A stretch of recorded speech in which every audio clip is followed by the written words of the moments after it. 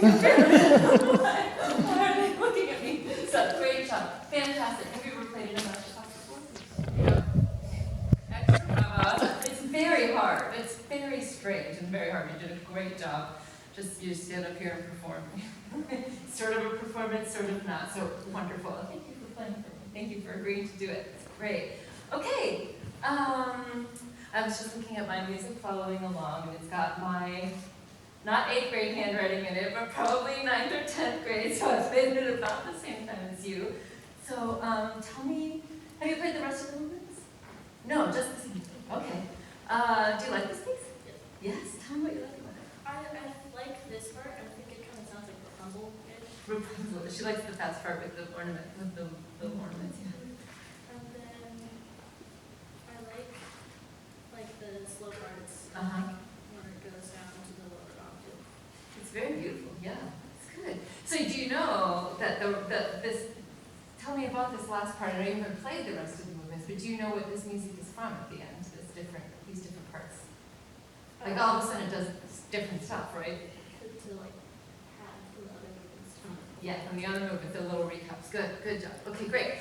So, tell me what you think is the hardest thing about this piece. Probably over here where they have like the triplets and the 16th notes. Okay, so there's some tricky finger stuff. What else is hard about this piece? Not certain spots, like just in general. Like the three times. Rhythm is hard. Rhythm. Yeah, it changes a lot. This piece, if you haven't played it before, it changes tempo all the time, and it changes meter a lot. So there's a lot to keep track of. Great. Tell me something. I promise I'll tell you something soon. But I'm not just going to ask you questions. I'll tell you. Tell me something that you thought you think you do really well. You think you do the Mormons really like, yeah, you do. You have a lot of flair, though. And in fact, that was what I liked best about your performance. You really, I feel like you put a lot of energy into it, and you're really paying attention to like the dynamics and like what's happening in the spirit of the piece, which is great. That's the most important thing. We want to play the notes and rhythms, of course, but as I try to remind myself during my recital, a couple wrong notes is not the end of the world, but you have to make people feel something. And like, whatever it is. So great. I think you have great spirit. Great. Let's talk a little bit just about sound and blowing and dynamics and pitch. Let's talk about all those things. So tell me what happens when you make a crescendo to the pitch of the flute. Do you know? It's okay if you don't. Okay. When we make a crescendo, if we aren't careful, we get sharp. Get a little bit too high. But and that can be something that's very difficult to hear in yourself when you're just playing by yourself. That's like definitely a skill we all have to work on. It's like hearing whether or not we're staying in tune with ourselves. So I like to often just talk a little bit more about your sound instead, and I think that's easier for us all to hear. So I noticed a little bit, you're doing, like I said, a great job paying attention to all of these hairpins. Sometimes I think your sound goes out of bounds. Do you know what I mean? Like your air goes out of bounds. So you have your sound here, and if you aren't careful and you just blow and you don't take care of it, sometimes we get a little instead of like keeping our sound in bounds. And I think that's easier to hear than, oh, did I go sharp or flat? And it's also more important because like we want to keep our sound like the most beautiful that it possibly can.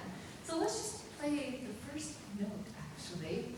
And let's just try that crescendo again. And I want you to think, before I tell you anything physical, I want you to just think about it and see what you can do.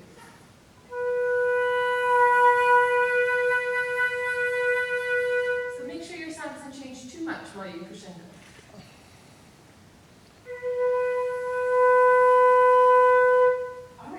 Already better. The sound is the same. It still went a little bit short, but it sounded more the same. Instead of when, we all have to watch that we don't go when, that we stay ooh. So can you do that for me one more time? And I really want you to think about the syllable ooh while you play that.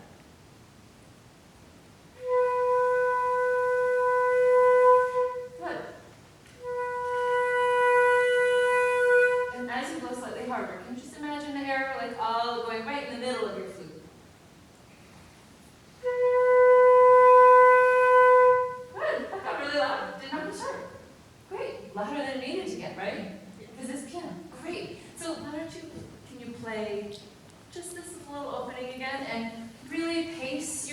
crescendo, like think about where it is and pace it so that it stays in control and in bounds of yourself. I'm gonna move further.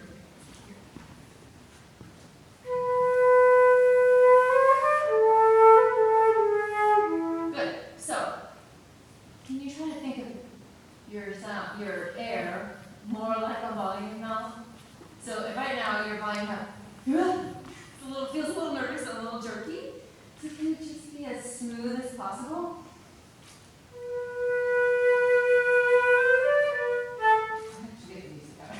I have the last picture. It's not very helpful.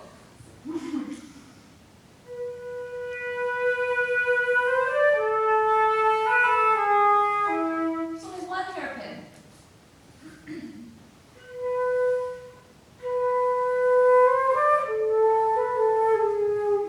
Much better. Try to think really about keeping the air pressure kind of the same. And you're just turning a faucet on and off a little bit more. Instead of, it's just like it looks on the page, actually. I use a lot of visual cues like that. I'm like, oh, it looks really steady. I'm going to keep my air more steady. And it helps me. Try again.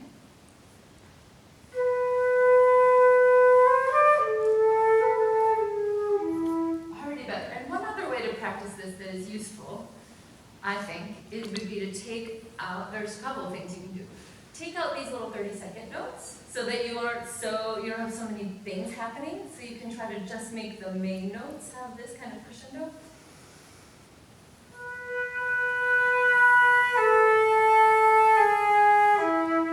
You try that so you don't have all that busy stuff in between.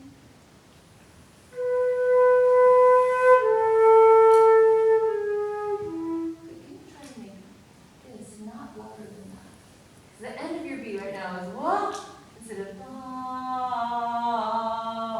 Very steady. You have a lot of power. You've got a lot of air. It's very impressive that you have so much air at your disposal at, like 8th grade flute. Just be sure you are using it properly.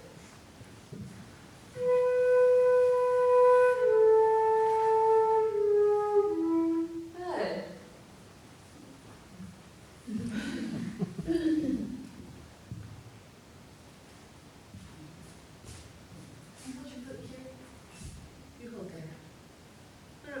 You can play. You hold it though, so that it's nice and steady. Hold here. Yep, put it on your flute case. Okay, good. Now I'm not going to count it right. I just want you to blow, okay?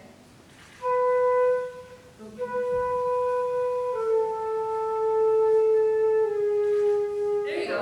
So you see how it doesn't have to, you don't have to stop and move your air between notes. It doesn't have to do anything new. Can you pretend that someone else is pushing the buttons?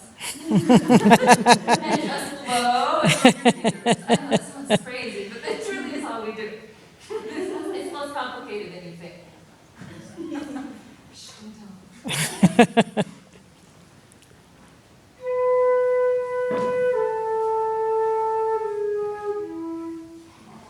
I'll do the little crescendo, but same steady. That was so much steadier. I loved it.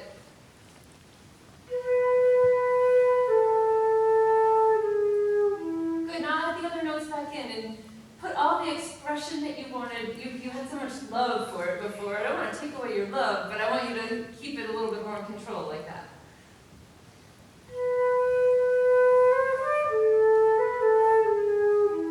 Better. Okay, so that's something to work on. Keeping your air really steady, but still having the ups and downs that you want is something really great to work on. Okay, great. Now, there was something else I wanted to talk about. Let me see. I wrote some stuff down that I wouldn't forget.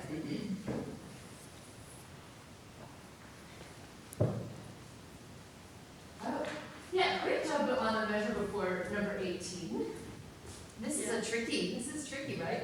So if you, this note, this measure before 18 is E, A, E, A, E, A, E, A. It's all the same note.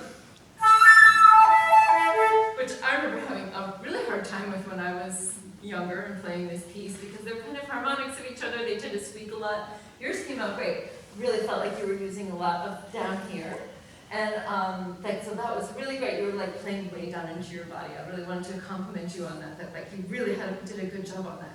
I do want to talk a little bit about the rhythm and the counting and paying you pay a lot of attention to the expression, not enough attention, I don't think, to the tempo changes and the and what the actual what the tempo is. I don't think that you didn't know how to count it. I think it was just like, what tempo am I at? A little bit, you know. And let's find a good place to work on that. Maybe the end. Can we start here for me? Oh, no, actually, let's go from here, because then this is slower, right? And then this is quite a bit slower. Make sure you count these words. Let's just hear from there.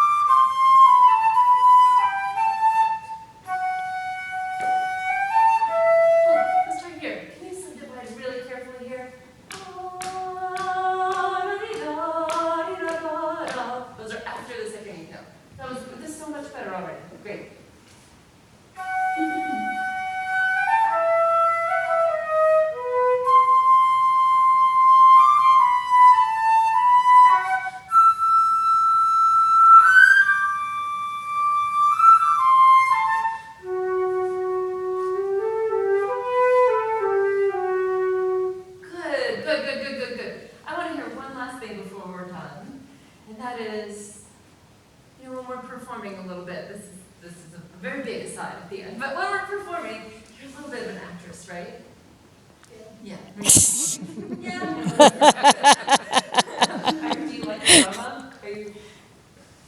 Yeah. You don't seem very dramatic.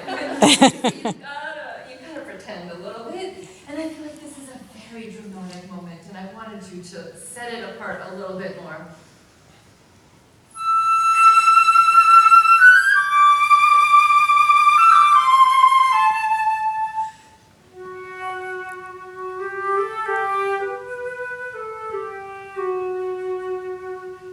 Such a spooky and special moment.